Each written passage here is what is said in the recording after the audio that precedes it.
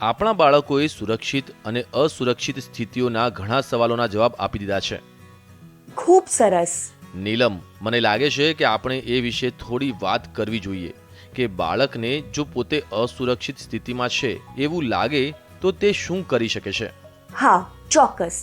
શું તમને યાદ છે રોહન અને આયશાની વાર્તામાં પણ એનો ઉલ્લેખ કરવામાં આવ્યો હતો? ના, શું તમે યાદ અપાવી શકો છો? સારું. આયશા અને રોહન આયશાના પપ્પાને કહે છે કે તે બંનેની સાથે શું થયું. ખરું કહ્યું ને મેં? જી હા. ત્યારબાદ આયશાના પપ્પા તેમને કોઈ જરૂરી વાત જણાવે છે. તે બાળકોને કહે છે, તમે બંને પોતાના ટ્યુશનના શિક્ષકને ના કહી તે બિલકુલ સારું કર્યું.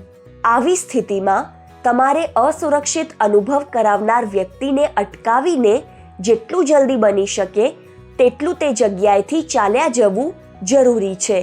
અસુરક્ષિત સ્થિતિમાં ફસાયેલા કોઈ પણ બાળકે બરાબર આવું જ કરવું જોઈએ. તે વ્યક્તિને ના કહીને પોતે અસુરક્ષિત જગ્યાએથી જઈ શકે છે. તમને ખબર છે કે હું પહેલાથી જ વિચારી શકું છું કે બાળકો આનો શું જવાબ આપશે. શું જવાબ આપશે? તેઓ કહેશે કે ના કહેવાથી કંઈ નહીં વળે અને જે વ્યક્તિ તેમને અસુરક્ષિત અનુભવ કરાવી રહ્યો છે તેને તેઓ જરૂર મારશે. હા, હું તેમની લાગણીઓને સમજી શકું છું. તેમ છતાં હું કહીશ કે ના કહેવી અને તે જગ્યાએથી ચાલ્યા જવું એ જ સૌથી સુરક્ષિત ઉપાય છે.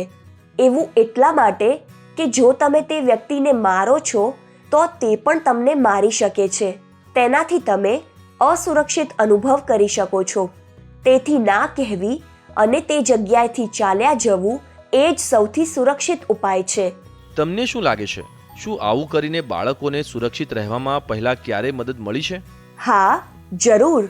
અમે છેલ્લા 12 વર્ષમાં લાખો બાળકો સાથે કામ કર્યું છે અને જોયું છે કે ના કહેવું અને અસુરક્ષિત જગ્યાએથી ચાલ્યા જવું એ જ સૌથી સુરક્ષિત ઉપાય છે. સારું, તો જો બાળકો પોતાને અસુરક્ષિત સ્થિતિમાં ફસાયેલા અનુભવે તો તેઓ તે વ્યક્તિને ના કહી શકે છે અને અસુરક્ષિત જગ્યાએથી જતા રહી શકે છે. હા. એવું કર્યા પછી તેઓ શું કરી શકે છે? ચાલો આયશા અને રોહનની વાર્તા પર ફરી એકવાર નજર કરીએ.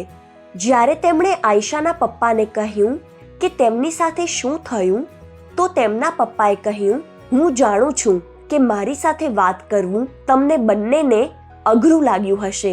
દેવ સરે તમારી સાથે જે કંઈ પણ કર્યું છે તેનાથી તમને ડર લાગ્યો હશે. મને ગર્વ છે કે તેમ છતાં તમે બંને આવ્યા અને મને આખી વાત કરી. પોતાની સમસ્યાઓ કે અસુરક્ષિત સ્થિતિઓ વિશે પોતાની મદદગાર વ્યક્તિને વાત કરવી જરૂરી છે.